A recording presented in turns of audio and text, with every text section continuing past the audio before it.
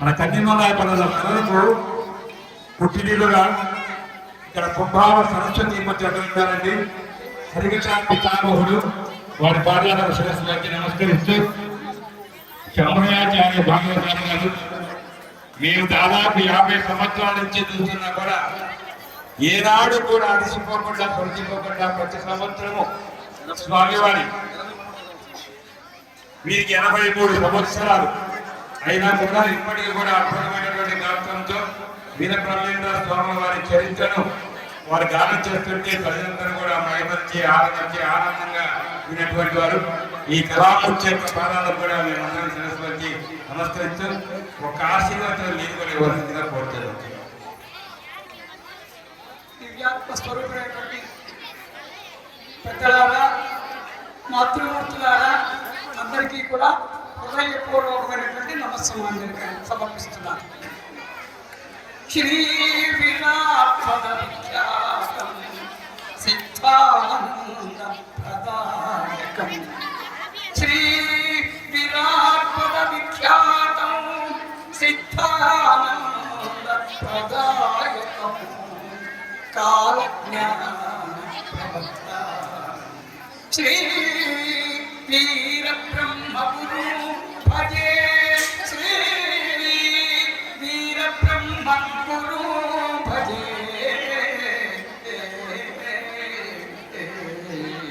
ప్రప్రథమంగా జగన్మాత జగజ్జనని శ్రీ ఈశ్వరీదేవి జగన్మాత ఆ తల్లి యొక్క దివ్య చరణ సన్నిధానంలో రేపు ఆరాధన మహోత్సవాలు జరుగుతున్నటువంటి దివ్యమైన భవ్యమైన మహోన్నతమైనటువంటి ఈ ఆరాధన మహోత్సవ కార్యక్రమాల్లో ఎందరెందరో మహానుభావులందరూ కూడా దయచేశారు. ఈ కందిమల్ల యొక్క పురము అంటే సాక్షాత్ కైలాసం వైకుంఠము బ్రహ్మపురి అని కూడా త్రిమూర్త్యాత్మకమైనటువంటిది అమ్మవలసింది. ఇప్పుడు మీరందరూ మాతృమూర్తులు ఎంతో భక్తి శ్రద్ధలతోటి ఇక్కడ గానము ఉన్నది, లయం ఉన్నది, సంగీతం ఉన్నది, సాహిత్యం ఉన్నది, అన్నిటికంటే భక్తి ఉన్నది, భగవంతుడు ఉన్నాడు, పరమేశ్వరి ఉన్నదమ్మా. కాబట్టి ఇది చాలా మాత్రమైనటువంటి కళ. ఇప్పుడు మీరందరూ నేర్చుకోవడం ప్రతి గ్రామాన కూడా ఇలాంటి పోరాటాలు భజనలు జరుగుతూ ఉండాలి.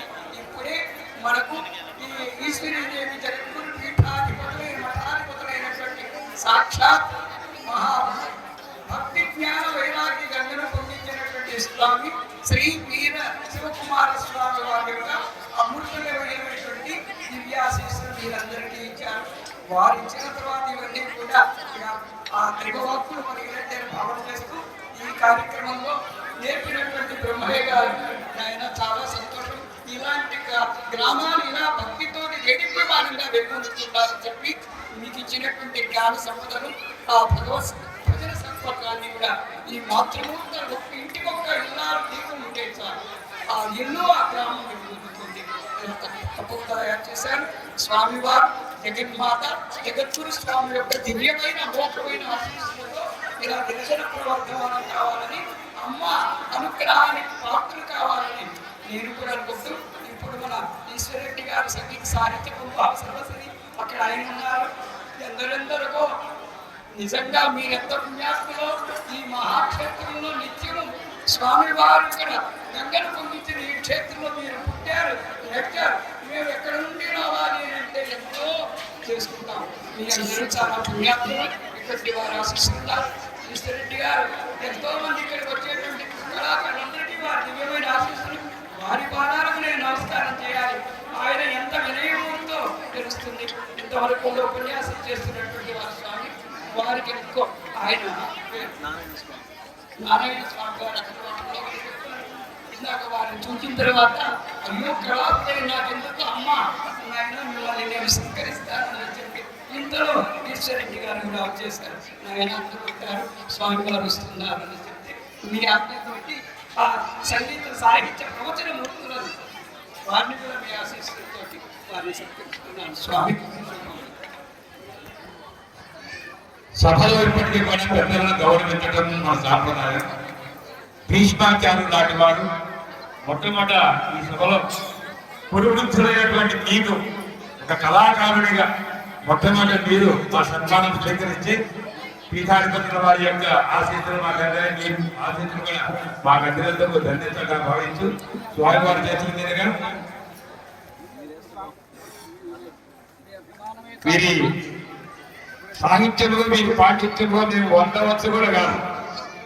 అటువంటి కళామూర్తి ఈరోజు మేము మా ఆశీర్వచనం ఇవ్వడానికి ఇక్కడికి వచ్చినందుకు కూడా మేము కూడా ధన్యతగా భావించు, అలాగే వీరి అభిష్టం మేరకు ఉపన్యాసకర్తగా నారాయణ స్వామి గారిని కూడా చాలా వరకు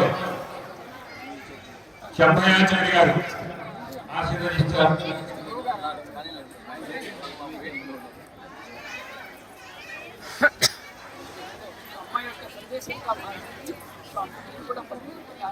వీరు కూడా నారాయణ స్వామి గారు తెలుగు పండితులు, రామాయణం మీద మంచి పట్టు సారికి ప్రవచనాధిపతుల్లో చిత్తసేనాడు.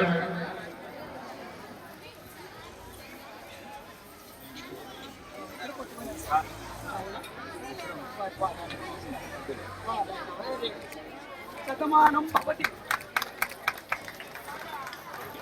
ప్రవచన చక్కగా రామాయణ భారత భాగవతాన్ని అమ్మవారి యొక్క చెప్పారు. ఓకే, ఇక్కడ రెడీ చేశారా? సిద్ధం, అందరూ రెడీ కదా? దయచేసి కొంచెం ప్రేక్షకులు వెనక్కి జరగండి.